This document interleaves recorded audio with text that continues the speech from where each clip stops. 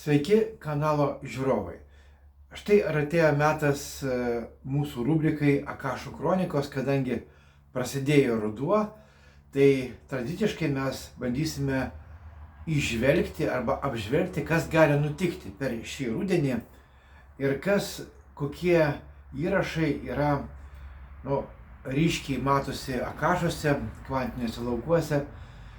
Ir prieš pradedant šitą minčių lauką, kurį aš dabar pažersiu, turbūt reikėtų priminti, kad prognozės labai nedėkingas dalykas ir dažniausiai mes, kai nuspėjam, kas įvyks, tai to įvykio energetika, kuris užprogramuotas Akašuose, krenta. Ir kuo daugiau žmonių apie tai pradeda kalbėti, galvoti, dalintis tą informaciją, tuo daugiau tikimybės, kad tas įvykis arba įvyks labai maža apimtim, su mažai labai tokios energijos negatyvios, lyginant su tuo, kas buvo suplanuota ir kas buvo sugalvota. Dažniausiai, kalbant apie globalią erdvę, tai įvykiai yra planuojami, jie nėra spontaniški, jie nėra savaime atitinkantis, bet yra vykdomi per užkeikimus ir tokius įmetimus informacijos, kurią žmonės pasiima, ją naudoja ir po to tiki tuo, kas bus. O kadangi tiki, tai ir įvyksta. Tai ir mūsų prognozių vienas iš tokių pagrindinių tikslų - pabandyti nuspėti, pabandyti pamatyti tas tendencijas, kurios iš vienos pusės turi dar energijos, nes apie tai yra galvojama, planuojama iš tų deep state globalių struktūrų, bet iš kitos pusės, kai mes apie tai garsiai pradedam kalbėti, tai ta energetika slopsta. Antras momentas, prognozės jos keičiasi, todėl kad keičiasi ir žmonės, kurie, dabar mes kalbam apie elitų griūtį, elitų slinkti, tai viskas keičiasi, labai daug kur pasaulyje vyksta šiais metais būtent rinkimai, 24 metai ir laikomi lūžio taško metais daugelį valstybių, bet kartais gali susidaryti įspūdis, kad tas lūžio taškas nevyksta. Mes įsirenkam tuos pačius arba tokius pačius, kurie daro tą patį, nes jie netgi ir galvoja, kad reikia tęsti tuos darbus, kurie pradėti, nesvarbu, kas spalva politikų arba įtaką darančių žmonių mūsų gyvenimams pasikeičia, jų sąstatas kokybinis ir kiekybinis pasikeičia, bet vis viena jie tokie pagauti kampą, įsprausti, nes lygtai visame kame tie patys veidai, bet jie energijos neturi. O čia ir esmė tos elitų griūties, kad lygtai mes renkame tos pačius, bet tie patys jie netenka energijos. Jie ateina, bet jie ateina be energijos. Ir kadangi jie ateina be energijos, galbūt su dideliais pinigais, su dideliom technologijom, IT technologijom, socialinių tinklų, rinkimų klastojimo panašiai, bet jie be energijos. Todėl palaikymo jų atžvilgių niekur nėra. Ir atitinkamai, kadangi jie nejaučia to palaikymo ir žino, kad jie suklastotai atėjo be energijos ir atsiranda poreikis, jau ne kartą apie tai kalbėjom, vienokį ar kitokį cenzūros formai. Tai yra poreikis užgniaužti laisvą žodį, koks jisai bebūtų. Štai, prieš keletą savaičių, prieš kelias gal dienas reikėtų sakyti, įrašiau video apie tai, kad Pavelo Durovo, tai yra Telegramų kanalo įkūrėjo sulaikymas, susijęs su tokia bendra tendencija, jog valdžios, jos prieina prie tokio taško, kad neturi energijos. O kadangi neturi energijos, bet kokį žmogų paimsim, tas, kuris neturi energijos, arba jisai turi tą dar piniginę galią, finansinę, dar kažkokį tai turi administracinę galią, bet jisai neturi gyvybinės energijos. Ir tada jo galvoje atsiranda poreikis ir mintis riboti laisvą žodį, riboti galimybę žmonėms mąstyti įvairiai, įvairiapusiškai, turėti įvairias nuomonės apie tą patį kokį nors reiškinį konkretų, tai va, tas netinka. Ir todėl valdžių galvose, kalbant ir makro lygmenių, tai yra globalioje erdvėje, ir mikro lygmenių, tai yra Lietuvoje, atsiranda mintis vienaip ar kitaip pažaboti laisvą žodį. Ir dabar laisvo žodžio toksai kaip ir skleidėjas yra socialinė erdvė, socialiniai tinklai, jų yra daug, kiekvienas kūrėjas kūrė, ir dabar jų daugės, prasidės tokia lenktynių banga, vieni, tai yra valdžia, bandys užspausti, kontroliuoti, siekti matyti, ką žmonės dalinasi, siekti per didžiosius duomenis turėti kuo daugiau informacijos ir kad ta informacija būtų iš spec tarnybų pusės prieinama. Atsiras tuo pačiu ir cenzūros įvairūs nauji elementai.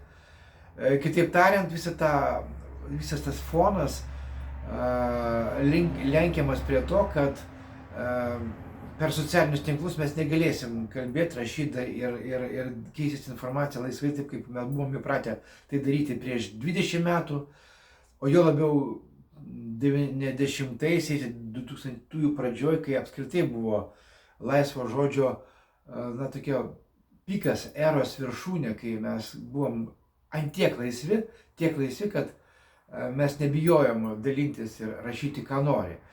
Dabar tas ateina. Vat, dabar aš paminėjau praeitą kartą, kad po Telegram bus sekantis socialinis tinklas arba platforma, kuri nukentės nuo globalistų, globalių jėgų, tai bus Rumble arba Rumble, kaip ten vadinasi. Tai yra prancūziškas, kanadietiškas socialinis tinklas. Ir jau tokie simptomai yra ir kai kurie aktyvūs naudotojai gauna laiškus, kad ten kažkas prasidėjo. Tai visi kanalai, visi socialiniai tinklai, visi viešos socialinės erdvės žaidėjai, jie vienaip ar kitaip patirs tą spaudimą iš valdžių pusės kontroliuoti ir matyti ir riboti laisvą žodį. Todėl aš vėlgi grįšiu prie įžvalgos, kurią aš išdėsčiau dar metų pradžioje, dėl to, kad vienaip ar kitaip grįž popierinė spauda, popierinė medija. Ir paminėsit mano žodžius, kaip grįžo vinilas, aišku, ne totaliai, bet vis tiek jisai grįžo, taip ir grįž spausdintinis žodis. Ir ten mes galėsim dėti, ką nori, rašyti, ką nori ir kaip nori. Tuo tarpu socialinė, elektroninė arba ta socialinių burbulų erdvė per socialinius tinklus nebus kaip įmanoma ribota, o ten mes turėsim naudoti jau, kaip sakoma, ezopo kalbą, perkelines prasmes, nes stengsime komunikuoti taip, kad dirbtinio intelekto algoritmai nesuprastų, ką mes vieni su kitais norime pasidalinti ir tuo pačiu jie negalės mums užkirsti kelio. Bet tai yra vėlgi nėra geras dalykas, kadangi mes turim jaustis laisvai. Nes kai mes jau pradedam filtruoti kalbą arba tą dalinimąsi, tai jau mes įtampoje patys esam, kadangi galvom, ką čia parašyti, kaip parašyti, kad neužblokuotų, neištrintų. Tai tokios rizikos išlieka. Dabar dar vienas buvo klausimas, ar bus, kalbant apie Kašo kronikas, apie rudenį ir metų pabaigą, ar bus metų pabaigoje ekonominė krizė ir defaultas globalių mastų. Tai remiantis tomis mintimis, kuriamis aš pradėjau šitą įstojimą, kad planas yra, o jėgos nėra.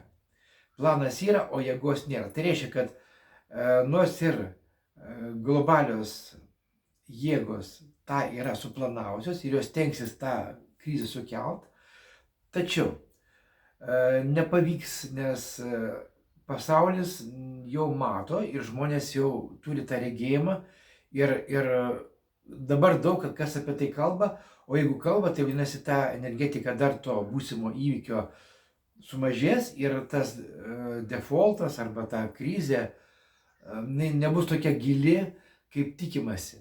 kaip ir dabar su tom baisių blogų lygų bangom. Juk mes esam irgi mušti, turim patirtį, mes filtruojam, gaudom kiekvieną žodį, kiekvieną pranešimą apie kažkokioje šalyje įvykstančias kažkokias tai užkrato bangas.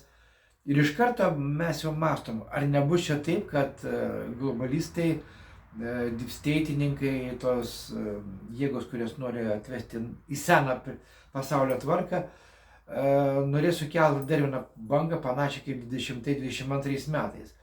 Ir mes jau apie tai galvodami, tokia informacija dalindamėsi, mes jau darom darbą, kadangi mes pasiruošę, mes apie tai kalbam, diskutuojam ir tuo pačiu krenta pačio to evento įvykio energetika. Vadinasi, bus, kažkiek tai jie darys, bet tai nesigaus taip, kad būtų vau.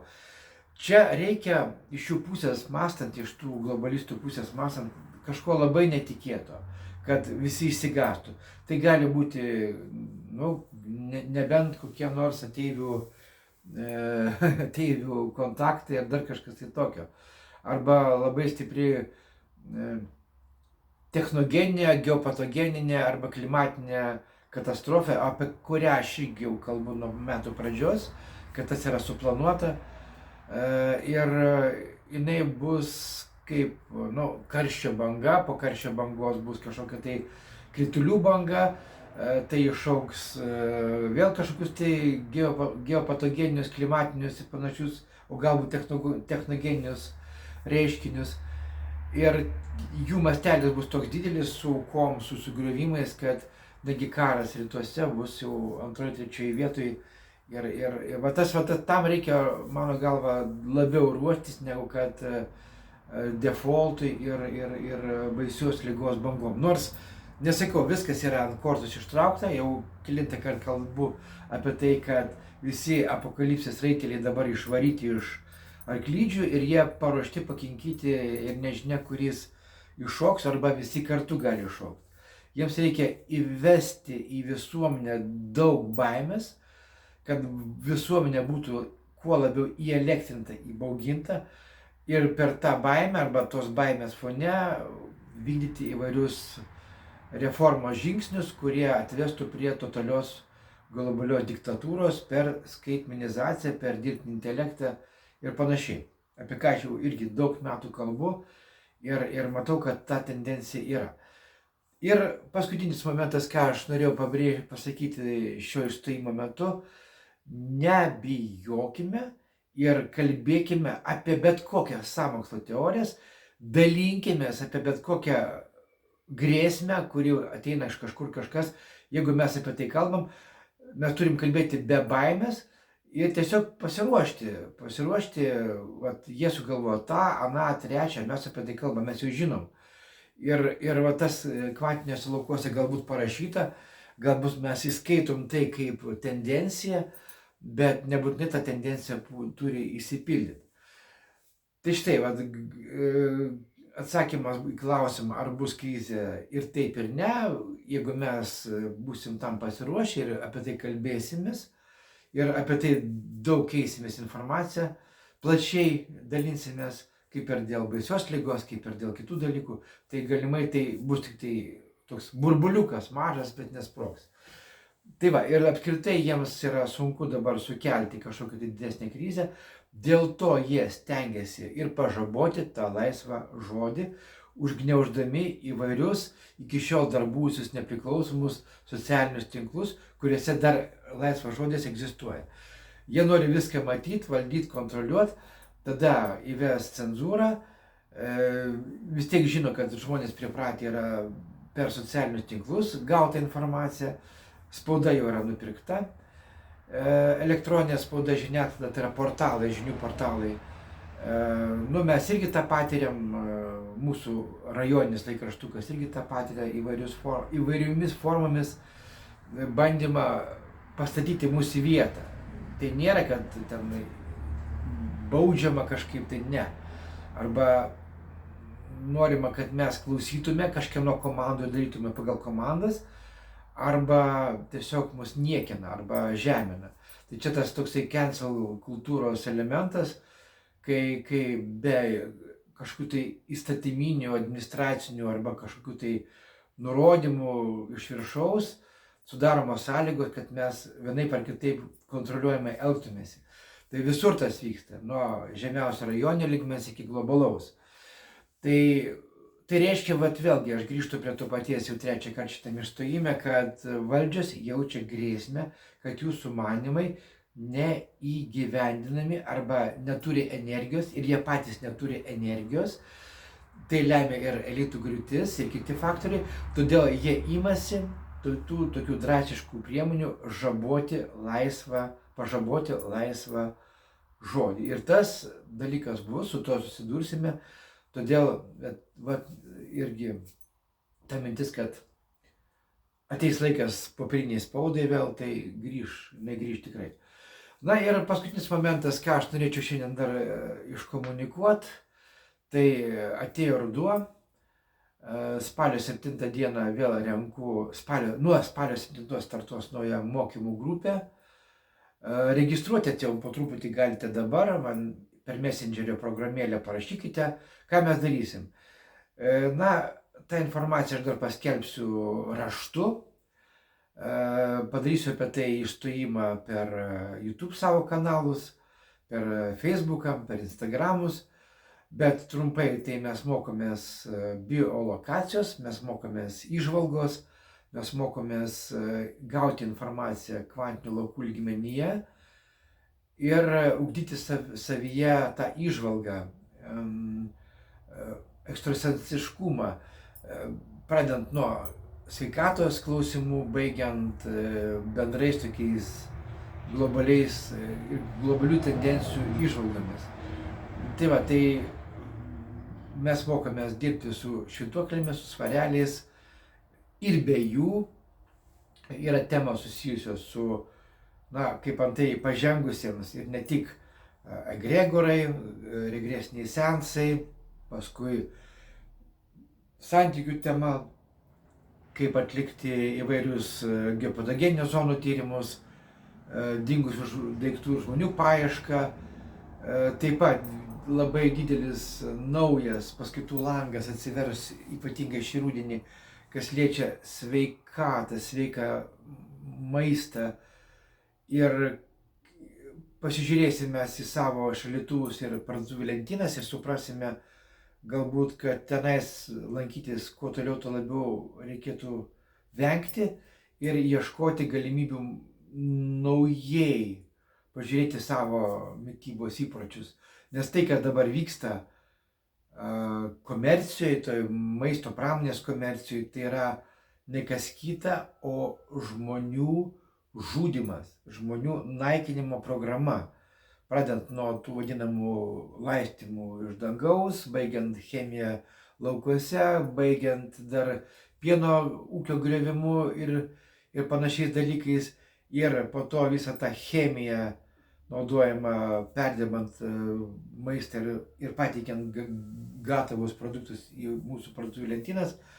Tai mes irgi turėdami arsenalę biolokaciją, kas yra labai svarbu, mes galim biolokaciją naudoti įvairiais klausimais. Tai yra nustatyti, kas yra tiesa, kas ne kvantiniai erdvėj.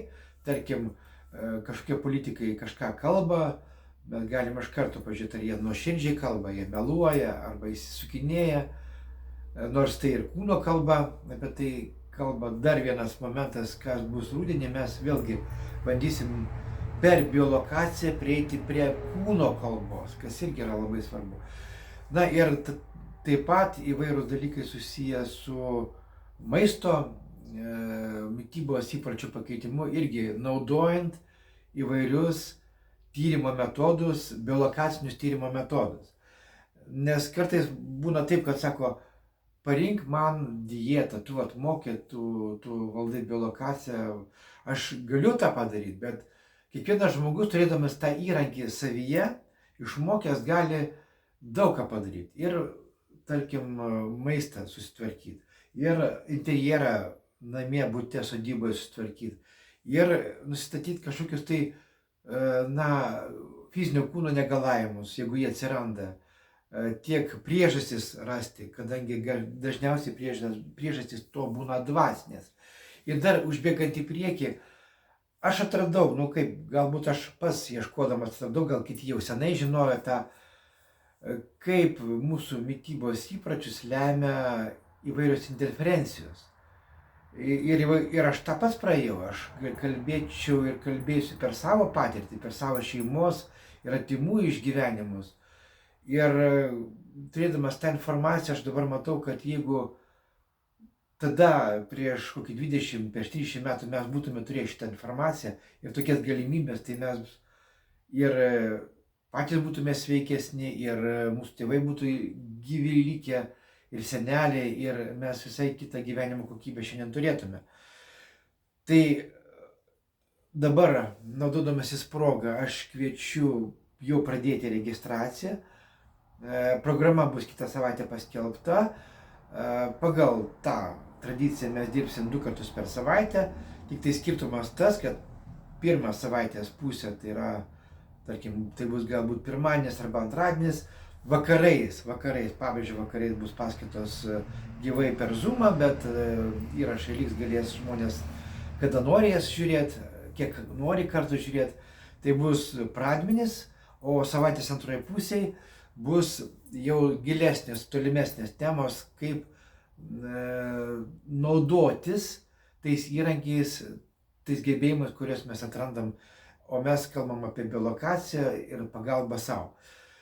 Tai kol kas tiek, mėly draugai, būtinai pasižiūrėkite, ar nesate išbraukti iš prenumeratorių sąrašų, pasižiūrėkite, ar paspaudėte patiktukus, paspauskite varpelius, galite paremti kanalą nuorodos apačioje, yra Patreonas, yra galimybė asmeniškai su manim susisiekti, yra banko sąskaita, kur galima irgi tą patį padaryti. Tai ačiū Jums už dėmesį, už tai, kad žiūrite.